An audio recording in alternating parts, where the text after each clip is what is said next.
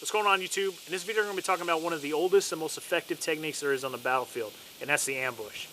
Now, when we're talking about ambush, and we're talking about taking a smaller force and engaging a larger force in order to harass or destroy that enemy force. Now, when we talk about destroying, we're talking about killing the enemy, destroying his equipment, his resources, and just wiping him out to decrease his combat effectiveness. When we talk about harassment, we're talking about several and multiple ambushes that take place in order to divert the enemy's resources and force him to bring other resources away from, let's say, the front lines back to start doing convoy security or more security patrols in the rear echelon, or plussing up his security at his base. Okay, so it's taking resources away from the main effort of their fight and forcing them to go back to the rear, which is obviously advantageous for us. Okay, so those are the two purposes of the ambushes that we're discussing today. Okay, let's talk about classifications of ambush. There's two types of classifications of ambushes. There's a deliberate ambush and there's an ambush of opportunity. Now, deliberate ambush, let's say we have intelligence that we know that the enemy is going to be coming down this trail at this time with this amount of personnel, and we have that intelligence so we can act on it. A deliberate ambush would be us planning to be in that position at that time, waiting for that enemy force to come down that trail. And we rehearse, we come up with a scheme of maneuver, everything's planned and ready and carried out in regards to the enemy doing that specific action. Okay? A ambush of opportunity, not to be confused with what's called a hasty ambush, which is a hasty ambush is when let's say you're on a patrol in the middle of the jungle and you stumble upon an enemy patrol who hasn't seen you yet, and then you kick into an immediate action where you set up a hasty ambush and wait for the enemy to come to you, and then you initiate that hasty ambush on the enemy. This isn't an ambush of opportunity, is not to be confused with that. Ambush of opportunity is, let's say we know the enemy's operating in this AO. We don't know specific routes that they're taking. We don't know that they're going to be coming down a particular trail at a certain time. We just know that the enemy's operating in this AO. So we're still going to train, we're still going to rehearse, and we're still going to come up with several COAs, courses of action, in order to get ready for that enemy and set up an ambush on him. But we don't know his exact location, we don't know exact times or anything like that. We're just training because we know the enemy is going to be in that area. We're going to go in there and we're going to set up an ambush in the hopes that we're going to stumble upon him and be in the right place at the right time. Okay, so that's an ambush of opportunity.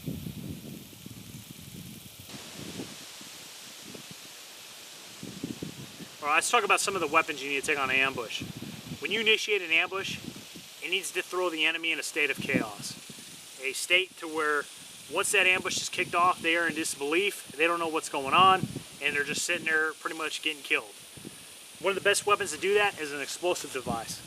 Now, one of the very best initiators of an ambush is an M18A1 Claymore.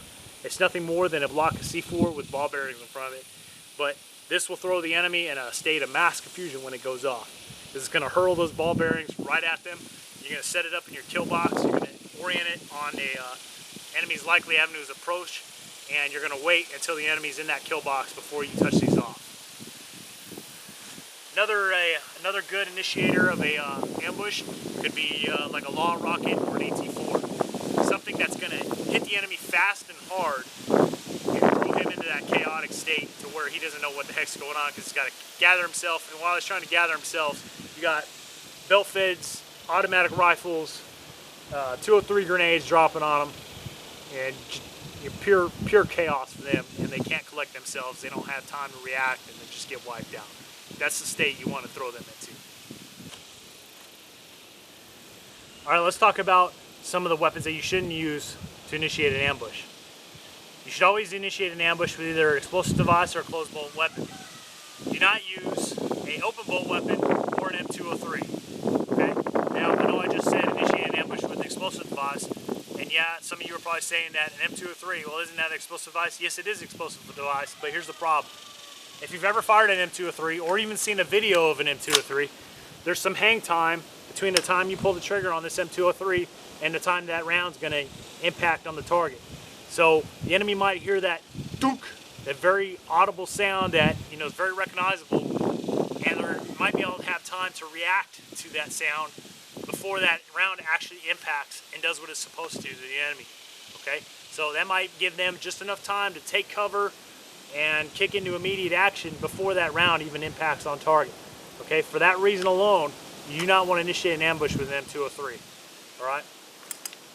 Open bolt weapons. If you've ever had any experience with machine guns, and I'm not talking about, you know, going to the range and your buddy lets you use his full auto freaking belt-fed crew serve, and you've shot a machine gun once in your life. If you've ever served in the U.S. military and had the MOS of 0331, or in the Marine Corps anyways, or you know, you were in the Army and you've shot belt-fed machine guns and a lot of rounds. I've shot a lot of freaking rounds. I don't care how reliable those weapons are, they fail. Every weapon fails, okay? So the last thing you need during an ambush, if you're trying to initiate an ambush, is to hear this sound. The bolt closing on an empty chamber, and it misfires or it fails to fees or whatever. But you hear that sound, that's going to be enough for the enemy to react. And guess what? Your comrades, your peers, your fellow Marines, soldiers, whatever, don't hear that initial burst from that belt-fed machine gun, that open bow weapon, and they don't initiate their ambush, the rest of it, and it all goes to shit. And remember, you're a smaller force engaging a larger force, so you're already in a world of hurt. Okay, so do not initiate the ambush with an open bolt weapon. Now, with that being said, machine guns are phenomenal. They are beasts. That's why there's so many casualties during World War I, because these suckers entered the battlefield. Belt-fed machine guns entered the battlefield, and commanders didn't know how to deal with them. They sent waves of infantry to go up against machine guns. Machine guns just tore into pieces. These things are amazing. They will disort the enemy, you know, and use these in conjunction with, let's say, a claymore or a rocket strike or something along those lines. It's just going to wreak devastation and havoc on that enemy. Okay. I am all about having crew serve weapons, medium machine guns in your ambush. You should have them, you should utilize them. They are devastating, okay? Belt-fed weapons are devastating. So, a couple of the two examples I have here of belt-fed weapons, I have one on the bipod and one on the tripod. There are advantages to both, okay? If you are going on let's say a deliberate ambush, you might want to consider taking a tripod and T&E and mounting up your belt-fed machine gun on a tripod, because there's a lot of benefits to having a crew serve weapon on a tripod. You're able to have fixed, accurate fires that you can traverse easily, and it's just a good setup to have a tripod employed. Okay? The benefit to having a bipod is it's easily mobile. You can set it up pretty much anywhere, but you're not going to have as accurate fires as you would on, let's say, a tripod and whatnot. Now I have some older examples of belt-fed machine guns here. Obviously, machine guns, regardless of how old they are, they're still going to be effective. But this one I have up on a tripod. This one I have up on a bipod. Weapons like a 240 FN mag, stuff like that. They can be mounted on both bipod and tripod. So, take that into consideration. Like I said, if you're going on a deliberate ambush to where you're going to a known spot to set up an ambush, you might want to consider taking a tripod so that you can have that accurate fixed fire where you can easily traverse. And if you set it up right and you have grazing fire on your ambush site, you're sitting there traversing across the enemy, just tearing them to pieces as they're coming across. Okay. Like I said, bipods, easily man portable. You can set them up damn near anywhere, and it is what it is. But if you want to cut some weight, not take a tripod, it's perfectly acceptable to utilize a bipod. I'm just telling you that if you have a tripod, you can achieve that grazing fire, that fixed, accurate fire. It's a lot more potential for a machine gun fixed on a tripod, vice a bipod. Another thing I want to hit on are automatic rifles. So, automatic rifles like this RPK are excellent. Okay, in the U.S. military we have SAWs, M249 SAWs, or we have infantry automatic rifles. In the Marine Corps, infantry automatic rifles phasing out the SAW. But in many other European, formerly Eastern Bloc countries, have RPKs and things of this nature. These are excellent weapons for ambushes for obvious reasons. You're getting the benefits of, a belt-fed weapon in a more more compact, more lightweight version. So it's a lighter machine gun as opposed to these heavier medium machine guns. But automatic rifles are great. You can use them to cover avenues of approach that aren't covered by belt-fed weapons. They're just all around excellent pieces of gear. In a Marine fire team, there's one automatic rifle per fire team. So, we use the crap out of automatic rifles in the Marine Corps. I'm not sure to what extent the Army uses them, but anyways, long story short, excellent piece of gear to have on a ambush, and very devastating to open up with any type of automatic rifle, any type of automatic weapon for an ambush on an enemy to help create that chaos and inflict mass casualties on the enemy. All right, let's talk about the M203. So, I started talking about the M203 not being an initiator of an ambush, but that doesn't mean it's not an awesome weapon to have on an ambush. 203s definitely have their purpose. You're flinging grenades at the enemy. Obviously, that HE is going to drop some hate and discontent on the enemy and cause him some mass chaos, havoc, and inflict heavy enemy casualties. You can also use these M203s to cover areas of defilade. Microterrain that the enemy is most likely going to go to once your ambush is kicked off. Areas that you can't see, you can lob these grenades into those areas. Okay, so your direct fire weapons can't hit those areas, but you can lob a freaking 40 mic into that little natural fighting position that the enemy troop is probably going to run to once that ambush kicks off.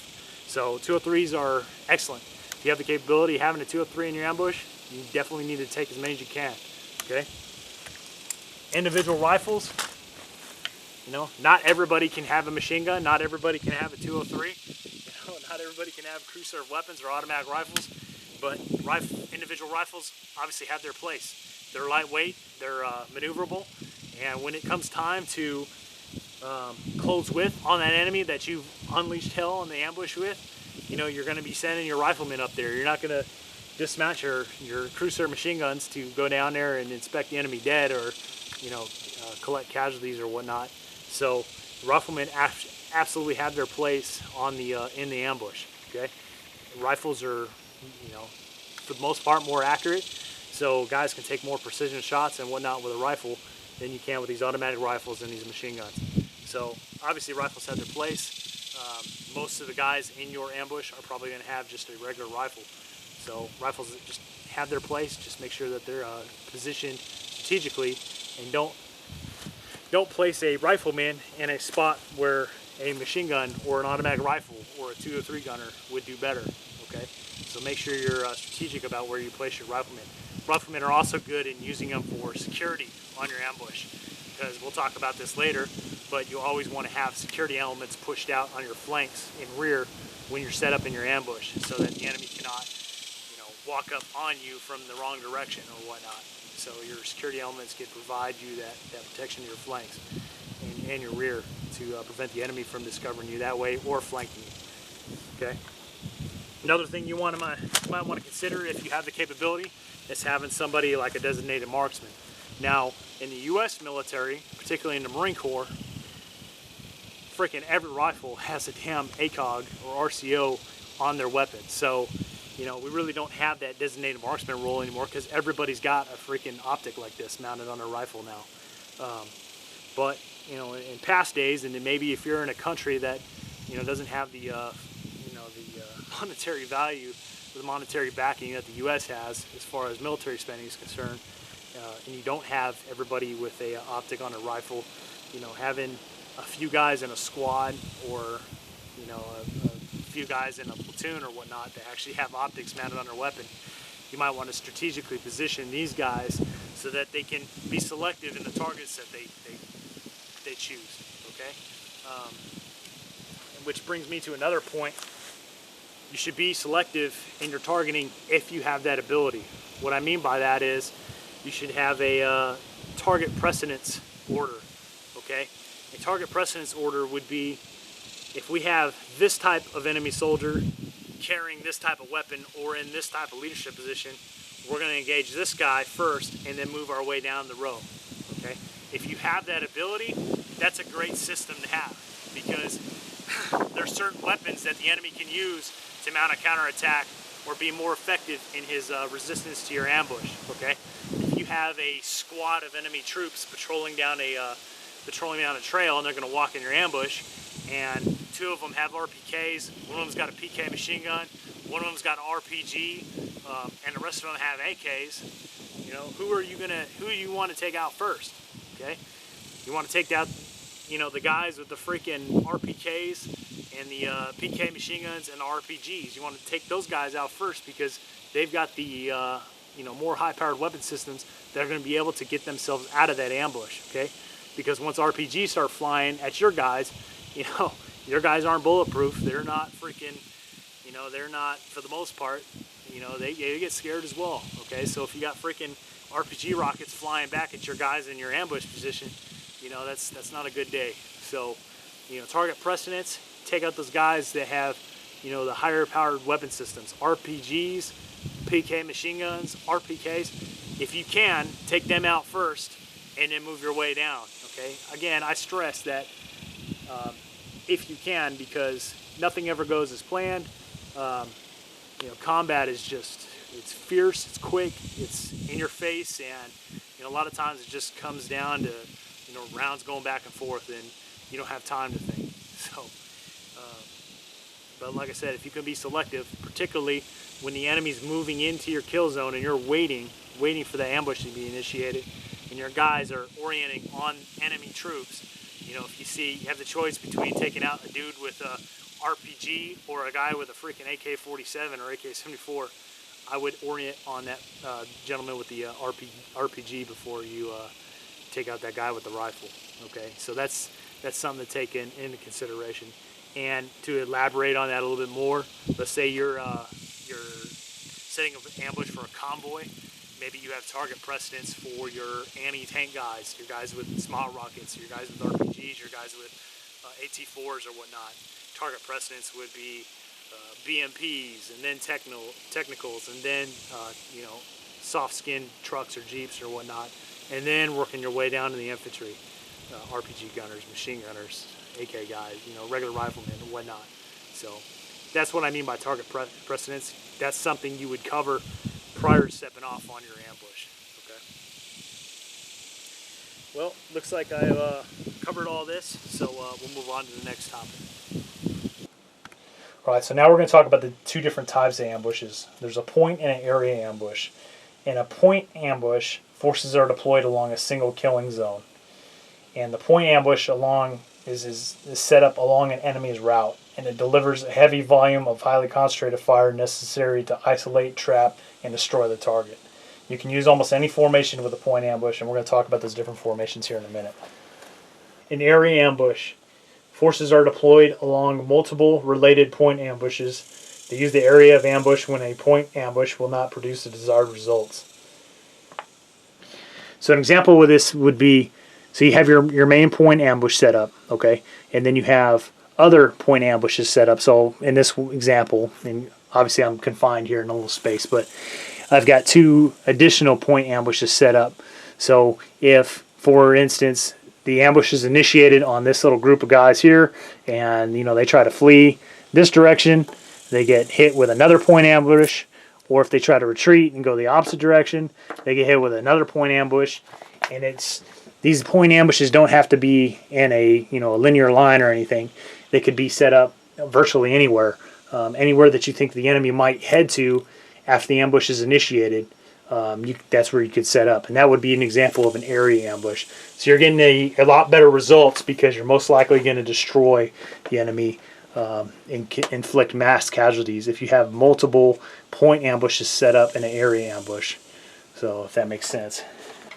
So in this type of ambush, this is another example of an area ambush. This particular one is called a baited trap. So what we have here is we have a point ambush that initiates an ambush on an enemy unit, and then we have several point ambushes along their route. So what happens is, as soon as this enemy element gets contact, they have reinforcements or relief or whatnot coming to try to relieve them or help them out or get to their aid, And as they're coming up the trail, they're getting hit by multiple point ambushes, all right, trying to get there to reinforce the other enemy unit that's getting attacked. So that's an example of the baited trap. It's one or more secondary sites that delay, harass, or inflict casualties on the relief force, which has taken the bait by coming to the aid of the ambush force. Okay, so let's talk about ambush formations. So this is a line formation. A line formation is generally when you have your guys, on line parallel to the enemy's movement. So here we got a little trail. We got the enemy moving down this trail. And here's our formation where our guys are on line in a linear line formation. One thing to note, this is key for all these tactics, all these ambush formations, flank and rear security. Okay, it doesn't have to be a fire team or anything. It can be one or two guys depending on how big your ambush force is. But the key thing is here for this line formation is that all your guys are on line, and it subjects the enemy to heavy flanking fires. Okay, so pretty freaking devastating if you ask me. But the plus to this type of formation is that all your fires are coming in one direction. So this is pretty much no man's land, and anything over here is just getting wasted, and you don't really have to worry too much about friendly fires or whatnot, because everybody's oriented in the same direction. Okay, so now we're going to talk about the L-shaped ambush formation. So this is just an adaptation to the line formation. The L-shaped ambush, though, you have a linear line formation that provides flanking fires on the enemy once they get in your kill zone. So this is your kill zone right here, and then you also have a short end of your L, your L down here that provides enfilade fire down this main avenue approach. So this would be a good position to place your cruisers or your automatic rifles or whatnot down here, because enfilade fire is just going to rain down, and enfilade fire is devastating to a column of troops moving.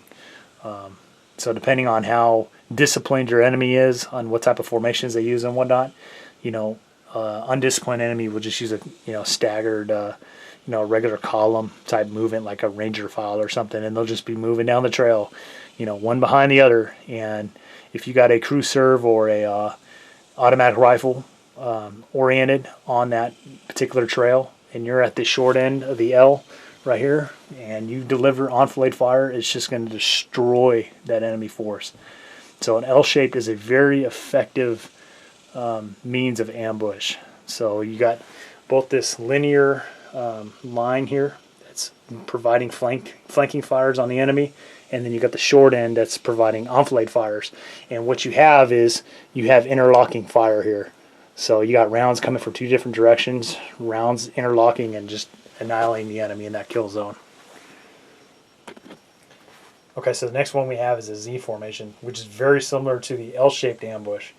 You have guys that are linear to the enemy's movement.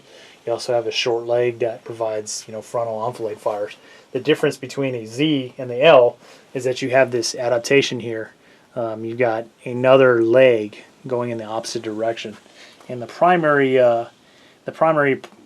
reason for that is for the Z formation is it uses the additional side to engage a force that's attempting to reinforce or relieve the target. So it seals the end of the killing zone, or it prevents the envelopment of a weak flank. Okay, so it's a good option is if you don't know the enemy's disposition, if you think that they might be reinforced or whatnot, and there might be follow-on units coming down, a Z might be a good opportunity to help protect your flanks and whatnot against follow-on or reinforcements that are coming to back up that primary target that's in your ambush killing zone. Okay, so the next one we're going to talk about is a V-shaped ambush. Okay, so a V-shaped ambush. So we have our our enemy's movement down this trail. We've got our ambush element on both sides of the trail, and they're at an angle to each other, so you can see it creates a V. So once the enemy moves into the kill zone and this ambush is initiated, these units start opening up and they have interlocking fields of fire on the kill zone. So very devastating to the enemy. Very effective ambush technique there. Okay, so the next one was the T formation. So in T formation, you just have a straight formation across. You have your security pushed out on the flanks. and you're pretty much waiting on a likely path of enemy movement, and that way you can hit them from either the front or the back. If the enemy's coming from the opposite direction, your team members just simply turn around and you can engage them that way. Okay, the last one I want to talk about is the close triangle. This formation provides all-around security. You can deploy the attack force in 3 groups, positioned so that they form a triangle. I know it's kind of hard to see with these little army men here, but one thing you want to note is place automatic weapons at each point of the triangle. Position the weapons so that they can shift it quickly to interlock with either of the other positions so that their fields of fire overlap. If you have mortars or any type of indirect fire assets, place them in the center of this triangle. So this is a good 360-degree ambush. If the enemy's movement direction is unknown, you might want to consider setting up this type of ambush so that when they come from whatever direction, you can quickly adapt to whatever their direction of movement is. So, in any event, that is that. So, hope covered enough of them. Obviously didn't cover all of it, but there's enough here for basic understanding of ambush formations and whatnot. All right, so your M18A1 Claymore mine, okay? It's pretty idiot-proof. It says front towards enemy, so that's how you deploy it. Now, this is just a replica, so it doesn't have all the features of a real Claymore, but a Claymore has an aiming apparatus right here, and that's what you use to aim your Claymore on target to where you want its effects to be. Also, there'll be a area where you can plug in your wire, and that will all come in with your Claymore kit that you get in the bag, but it'll come with a Claymore clacker, tester, the spool of wire that you'll need, and then the actual plug-in with the blasting cap that you screw into the Claymore. So once you have all that, you place your Claymore, you aim it to where you want the effects to take place on the enemy, and then you have to run your wire back to your position. Do not forget to camouflage your wire. It's just one more thing you got to make sure that's concealed so the enemy doesn't see it when they're coming down your ambush site and into your kill zone. Okay, if you're walking down the freaking kill zone, you see a wire, obviously the enemy's probably going to react to that. Quick little story: when I was fighting in the Battle of Najaf in 2004, we were online, we were pushing down through the Najaf cemetery, and as I was moving, I saw a wire going across the ground, and instantly stopped, followed the wire with my eyes, walked it all the way up, and saw a 81 millimeter mortar round that it was rigged up to. Okay, so luckily, the enemy had already fled from that particular little area. But in any event, I saw the wire, and I was able to stop myself and follow the wire to the location of the actual explosive. Okay, so the enemy obviously didn't do a very good job of concealing that. Had they kept their position and they concealed the wire, who knows, us Marines might have walked up on that actual enemy ordnance, and they could have been able to detonate that and set it off. So in any event, make sure you conceal your wire for your M18A1 Claymore. But that just goes for everything: concealing yourself, your equipment, your body, your position. Okay, and let's go on to the next topic. All right, deploying your Claymore. So again, idiot-proof back. So Claymores also have these little deployable, foldable spikes that you can help set it into the ground. Again, you're going to aim your Claymore with your aiming apparatus.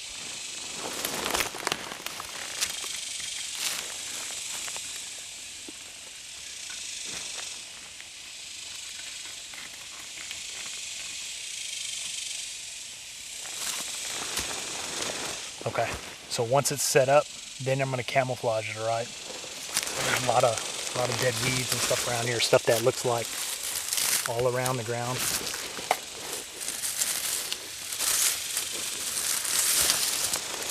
I'm going to use that to conceal my mine.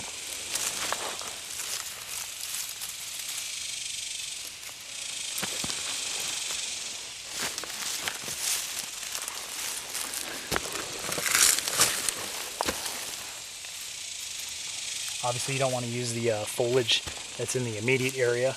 Okay, you want to grab it from somewhere else, so that when the enemy's coming by, they're not seeing, you know, spots of bare ground, and then all of a sudden there's this, you know, unnatural looking bush. But in any event, probably camouflage it a little bit more than that. But you know, again, you camouflage the position of the mine and make it not observable from the enemy's perspective.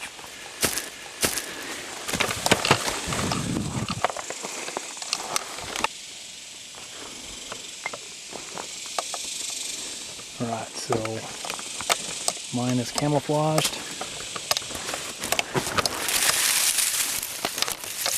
And there we go. Okay, one other thing I want to talk about is don't forget to come up with a infill and exfil plans, okay? So you should have an objective rally point set up outside the ambush site, okay? So that when you guys are moving to the ambush site, you can occupy that objective rally point, get consolidated, get accountability of gear and personnel and weapons and whatnot, move into the ambush site, conduct the ambush, exfil out of the ambush site to the objective rally point, get accountability again, and then push out, okay? Don't forget about that stuff. It's very important that you have good signal plans set up prior to all this stuff, prior to occupying ambush sites, objective rally points. All right, come up with all that stuff. Rehearse. Go over the scheme of maneuvers, go over the plans. Make sure everybody knows what the hell's going on. Make sure everybody knows who's initiating the ambush. Again, generally it's patrol leader, but it can be a designated person, i.e. somebody with an AT4 or law or somebody. Your patrol leader doesn't carry those. So, you know, they might designate freaking Lance Corporal Smuckatelli with the small rocket or the freaking law rocket to initiate the ambush once the enemy reaches a certain point within the kill box. Okay, so, you know, make sure everybody knows who the initiator is. Make sure everybody knows what to do. Make sure freaking before you even step off, you know, your PCCs and PCIs are conducted prior to stepping off. Your pre-combat checks and pre-combat inspections. Okay, water's topped off, everything. If you can hear the freaking cicadas out here, it's summertime here in Texas. It's hot as hell. Okay, so freaking if you're going into an environment like this that's absolutely like over 100 degrees, then definitely regardless, doesn't matter what environment you're in, you need to have water source. Okay, in Iraq in 04, I carried 2 canteens and a camelback, so it's 3 liters of water on my camelback, and then the 2 canteens I had in addition to that to help refill that camelback. I absolutely needed that during the Battle in the Joff when we were out there for 3 days straight with no resupply. Okay, so that water goes fast, and that was the middle of August in Iraq in 2004. Unbelievably hot. So anyways, long story short, small unit leadership, you know, make sure your freaking small unit leadership takes responsibility and inspects their guys. Okay, don't expect, inspect. All right, don't take somebody's word for it. Freaking look at it yourself. I know everybody's a grown-ass man, but when you're a freaking leader, your job is to make sure that they have their shit, okay? You do not take their word for anything. You see it with your eyes, you feel it if need be, okay? So that's part of being a NCO. And when you work your way up the ranks and you get to the staff non-commissioned officer level, or you know, the freaking officer level, you're a platoon sergeant or platoon commander or whatnot, you expect your NCOs to freaking put their hands and eyes on that crap, okay? You don't take fucking PFC Smuckatelli's word for it. You don't take Lance Corporal freaking Terminal Lance's ass's word for it, okay? You freaking feel that shit and you make sure it's there. Okay, so let's talk about selection for ambush sites. So, you know, if you watch my patrolling video, I talked about how human beings are lazy and to take the pathway of least resistance. That is the same considerations you need to take in when you're selecting an ambush site. You know, depending on how well trained your enemy is, will determine if, you know, what type of routes they take. If they're untrained, they're going to take mostly, you know, wide open, heavily traveled by, you know, regular civilians routes. They're going to take pathways of least resistance. If they're somewhat trained, they're going to probably, you know, stay in the woods, in the wood line, and make their way through the, you know, the jungle or whatnot. So that takes into consideration. That takes factors that you got to keep in mind.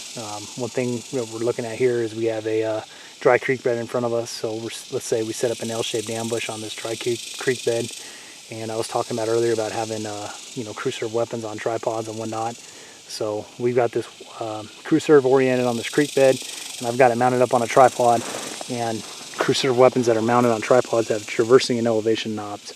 So you can easily traverse, you know, to the right, to the left, easily, you know, perfect linear movements on traversing and elevation knob. And you can set this up so that it provides excellent off-blade fire. And well,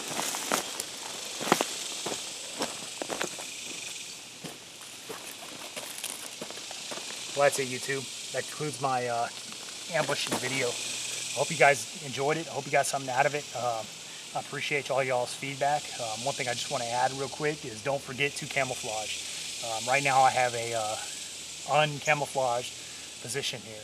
Okay, so I need to not only build up this area, I need to get my e-tool out, you know, harden it so I have not just cover, but I have concealment as well. I need to get vegetation. I need to cover up this position so that I'm not exposed here. Okay, camouflaging is unfortunately, you know, a lost art in modern militaries.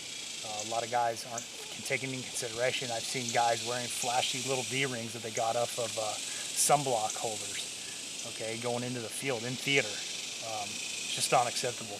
Stuff like that's going to get guys killed. So don't forget to camouflage. I've already got several videos out there. One in particular, camouflaging individual gear and equipment. Check that video out. That will talk about camouflaging your weapon, your face, your body, everything. Okay, so do not let that go by the wayside. You have to camouflage your positions so that the enemy does not recognize that you are there. Okay, and if it's an indigenous enemy, like, you know, the Viet Cong in Vietnam and, you know, some of the insurgents in, you know, Iraq and stuff, if you take too much away from the environment, they're going to notice. They're going to recognize, because these are their woods, these are their jungles, their areas of operation. They go through here all the time. So be selective on where you get your vegetation and how much you do, but you need to conceal your positions to the fullest. Okay, at your end, appreciate you guys watching. Hope you enjoyed the video. Hope you got something out of it. If you're liking what you're seeing, don't forget to check out the rest of my channel and subscribe. Thanks for watching, and appreciate it.